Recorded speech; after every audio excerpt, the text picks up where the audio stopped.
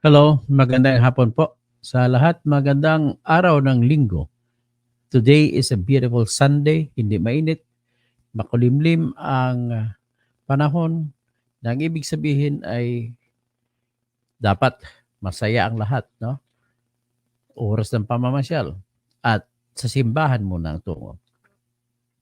So anyway, ang topic po natin sa ngayon, no, bago ang lahat ay ang maiba muna tayo sandali, medyo legal na issue pero may kinalaman din po sa public interest.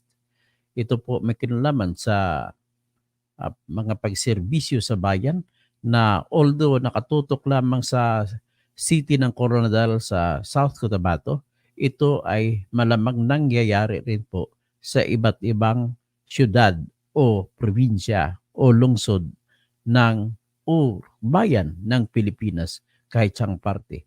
Maaring dyan din sa La Union, kay Imornibal, sa mga Ortega dyan, kay Presperes, ang Mayap Agat Panapon, ugto ba?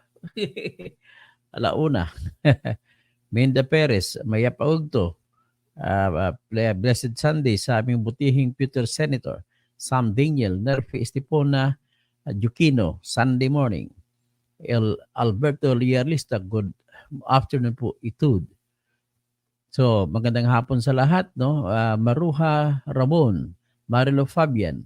So, ang ating pag-usapan po sa ngayon ay medyo masustansya at hindi medyo mainit masyado sa politika, pero politika po ito na apektado ang politics dito sa South Cotabato, particular sa Coronadal City, kababayan ko mga ito. But then, pag-usapan lamang po ito sa puntong legal. At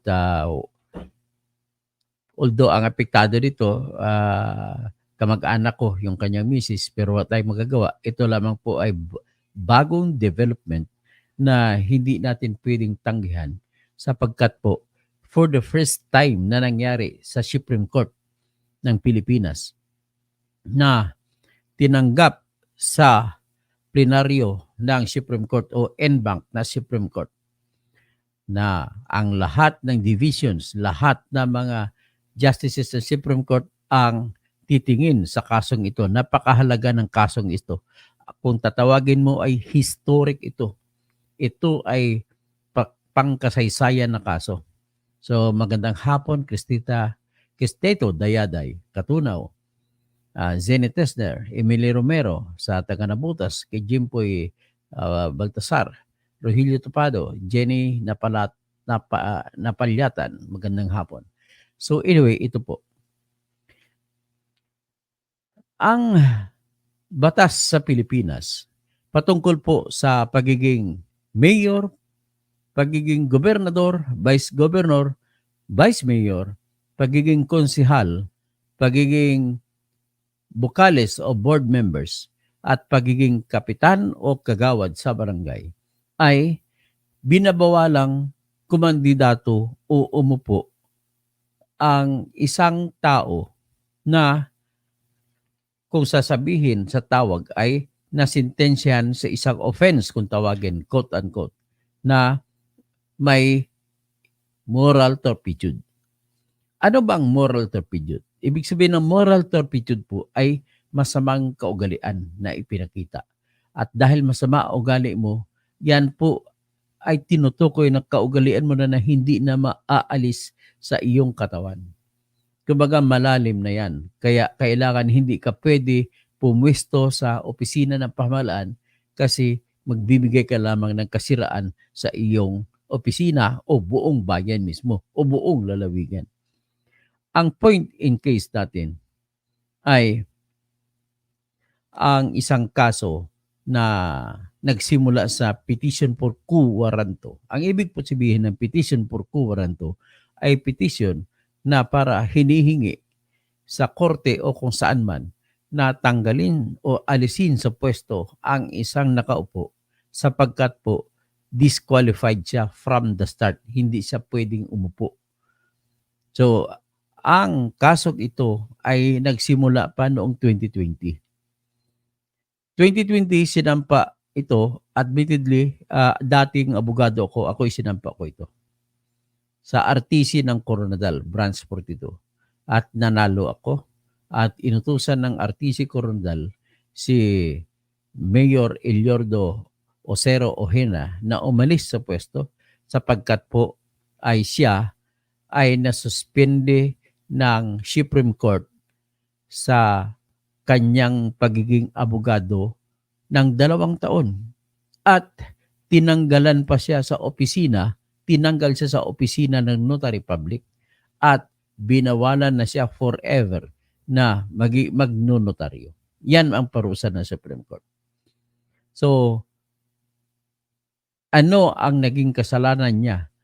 Ang inaakusa sa kanya ay administrative pa lang naman ang pinag-usapan. Ang kinakaso sa kanya ay kinakasuhan siya ng naging kliyente niya na mga pamilya Sistual na sa pagnonotaryo ng mga dokumento kasama ng special power of attorney, kasama ang extrajudicial settlement of estate, kasama po yung kasulatan ng deed of absolute sale sa pagbibenta, na kung saan ay lumalabas na parang pinike ang perma na nagresulta sa pagkawala ng mga lupa ng kanyang kliyente. Ngayon, sa pag-uusisa ng Integrated Bar of the Philippines Board of Governors, ay nirekomenda siya na suspindihin, pero ang nangyari sa resulta ng kanyang Supreme Court ay tinanggalan siya ng karapatan na mag-apply uli bilang magnonotaryo publiko at tinanggal siya sa opisina ng notaryo publiko. So iyan ang naging basically pinagsimulan. So ang tanong, because of that, pwede ba siya bawalan sa pagtatakbo ng mayor o di kaya pag-upo sa pagka-mayor o di kaya tanggalin siya sa pagka-mayor? Yan ang tanong. So, nanalo nga ako sa RTC Coronadal, Branch 42. Tapos, nung nag-resign o nagretiro na yung judge, may bagong judge na umupo, ay nabaliktad naman ang panalo ko. In other words, natalo naman ako doon. Inakit ko ito sa Court of Appeals. Natalo pa rin ako sa Court of Appeals. Pagkatapos sa Court of Appeals, inakit ko rin ito sa Supreme Court. Nung panahon na inakit ko ito sa Supreme Court, mga 2020, wala pa yung 2022 elections. In the meantime, ang tagal sa Supreme Court. Tumagal sa Supreme Court, no? Natapos ng election sa 2022, natapos ang termino ni Mayor Ojena, hindi siya natanggal. So ngayon, we thought all the while, dahil tapos na kanyang termino, moot and academic na. Kaya nga lang, last week, nagulat ako. Nakatanggap po kami ng sulat galing sa Supreme Court ng utos na tinanggap na ng court in bank. Ang buong korte ng Supreme Court, tinanggap lahat ng justice. Ang kaso, kahit na moot and academic. Nang ibig sabihin nito, kung bakit gusto tatalakayin ng court in bank ay para magbibigay ito ng tinatawag na pagsasagawa o pagsasaganap ng kanilang kapangyarihan bilang simbolo ng katarungan at para hindi na maulit ang mga question na ito at sa susunod na mga taon ay mayroon ng pagbabasihan ang mga korte, ang mga abogado, ang mga judge, ang piskal at lahat ng iba pang opisina kung ano ang gagawin para malalaman natin kung ano. So ang tanong, dapat bang bawalan tumakbo ang isang tao sa pagka-mayor, vice-mayor, konsihal, gobernador, vice-gobernador, bukales o kagawad o kapitan ng barangay nang dahil lamang sa siya ay isang naging abogado minsan at natanggal siya sa opisina ng Notary Public at binawalan siya bumalik sa pagiging Notary Public at yan ang parusa na ginawad ng dahil sa isang kasalanang tinutukoy laban sa kanya na siya ay nagnotaryo ng mga instrumento o dokumento na tinatawag na special power of attorney extrajudicial settlement of estate at deed of absolute sale na kung saan ay inaakusahan siya ng mga kanyang dating kliyente na piniki niya ang mga perma ng kanyang kliyente na nagresulta sa pagkahati-hati ng lupa at pagkawala ng lupa na naibenta sa ibang tao. So I'm glad na disbarman ako, pero hindi po ako ganon. Wala po akong ninakaw ng pera ng client at wala po akong naiwala ng lupa ng client. At I'm very proud to say na meron akong naging kliyente na pinatago sa akin ang pera ng 12 billion. Matapos ang aming relasyon, binalik ko na sa kanya ang mga pera. Milyon-milyones. Ibig sabihin, yan po ang aking reputasyon na aking nagawa na. Ibig sabihin, napatunayan ko na ako ay maaasahan pagdating sa pagtatago, pag-iingat ng kayamanan ng aking client. So dahil ganon, ano ba ang pakay ng batas? Ang batas kasi sa Section 40 ng Local Government Code ay nagbabawal sa sinumang tao na natanggal, sa English pa, basahin ko lang, natatanggal sa opisina ng dahil lamang sa isang offense. Ang salita, any offense involving moral turpitude. Ibig sabihin, napakahina mo na ng moral mo at ikaw ay tinanggal sa opisina.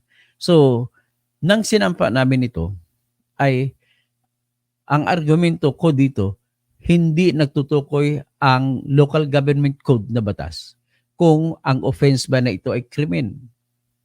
Kasi nga ang offense na binibitbit namin ay administrative.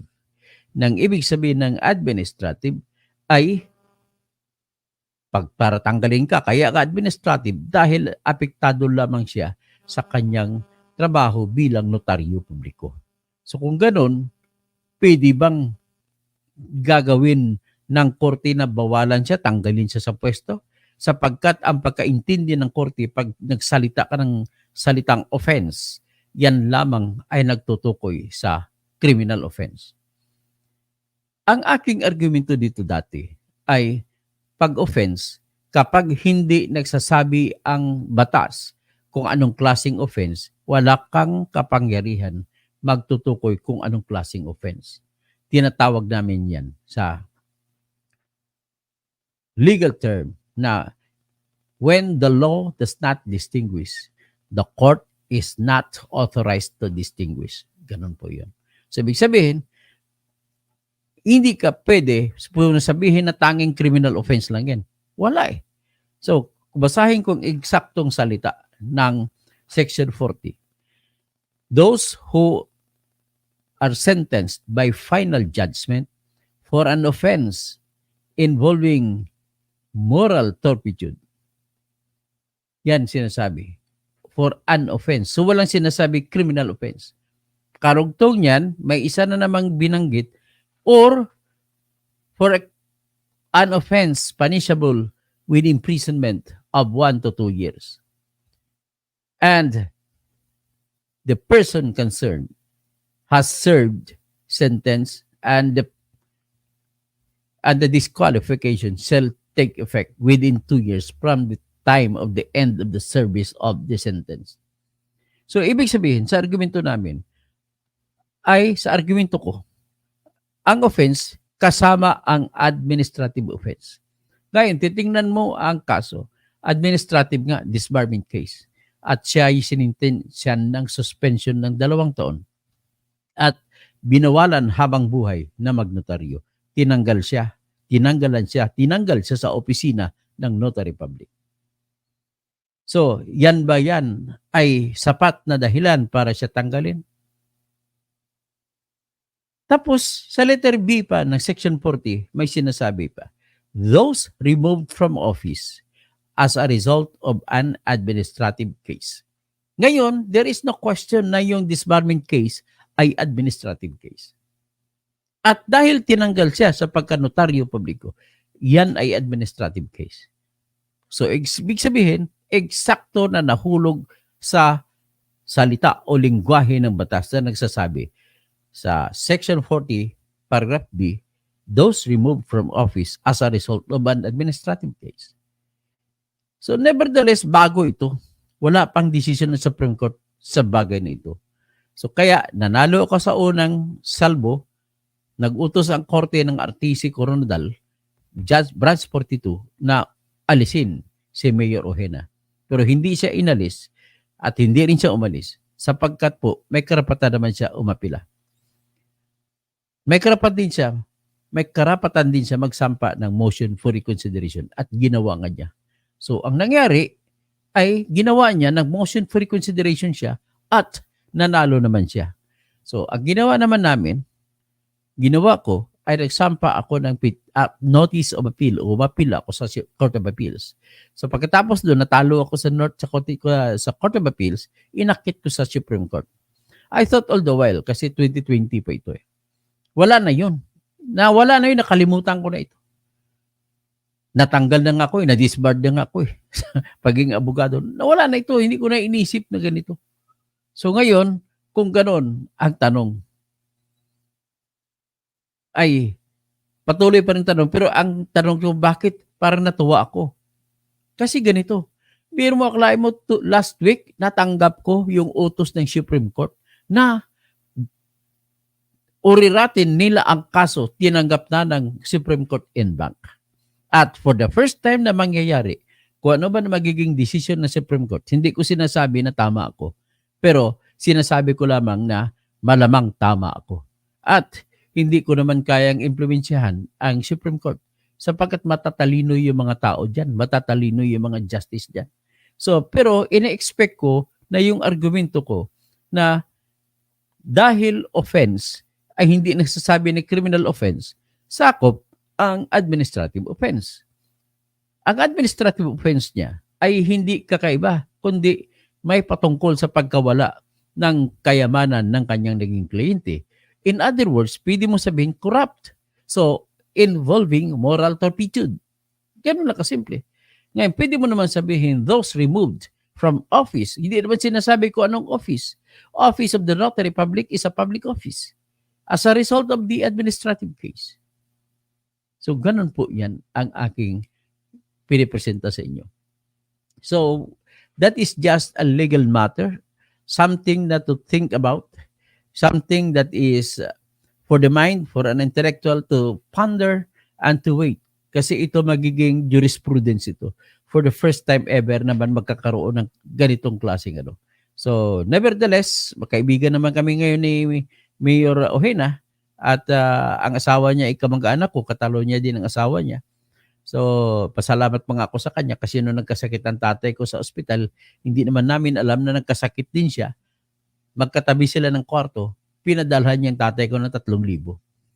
So, gano'n naman kaganda naman ng ugali ni Mayor Ojeda. So, dangan nga lamang, mayroong kasong ganito. So, I just take this not as an offensive idea, but something to ponder about for the principle of public office. Na kailangan natin sa public office, at it is always said by the Constitution, public office is always a public trust. So, kailangan ang tiwala ng publiko na bumuboto sa iyo ay dapat hindi mo sisirain.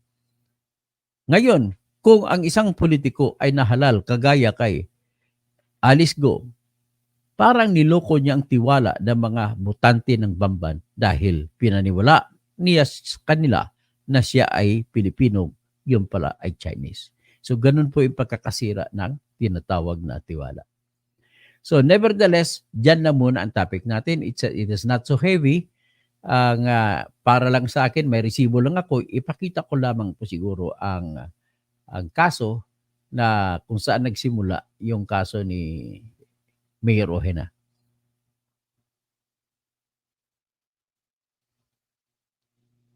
At anyway, nagkabati-batian na mga kami, pati asawa niya, na pumunta sa nung namatay nanay ko. O, ito yun ang kaso. So, I just show this para diyang sabihin na hindi po ako nagmamarites dito. Tapos, bago ako umalis, nais ko lang ipapakita sa inyo ang kawawa naman yung isa sa mga bata na nawala ng bahay dyan sa Pasay City dahil lamang sa kagagawan ni Mayor Imelda Calixto Lacoste Robiano na hinayaan niya na mawawasak ang mga bahay ng pulubi na kahit na obligasyon niya sa batas na bigyan ito ng mga malilipatang bahay o relokasyon bago hayaang magiba o mademolish ang bahay ng mga mahirap. Dahil doon, ang dami, mahigit 100 yung mga bata dyan na nag-aaral na wala ng formal na matitirhan. Kaya ipapakita ko ngayon, yung isa sa bata, nasagasaan po siya ng taxi. Kawawa. Ngayon kung meron kayong maitulong, ipadala natin sa nanay. Siguro, maayos naman siguro ngayon. Ang sa akin lang ito, naawa lang ako sa bata. Nasagasaan ng taxi kasi nasa kalsada na sila natutulog hanggang ngayon. Biro mo kahit umuulan, titingnan natin ang kanila. Kumustahin natin ang kalagayan nila. Ito po.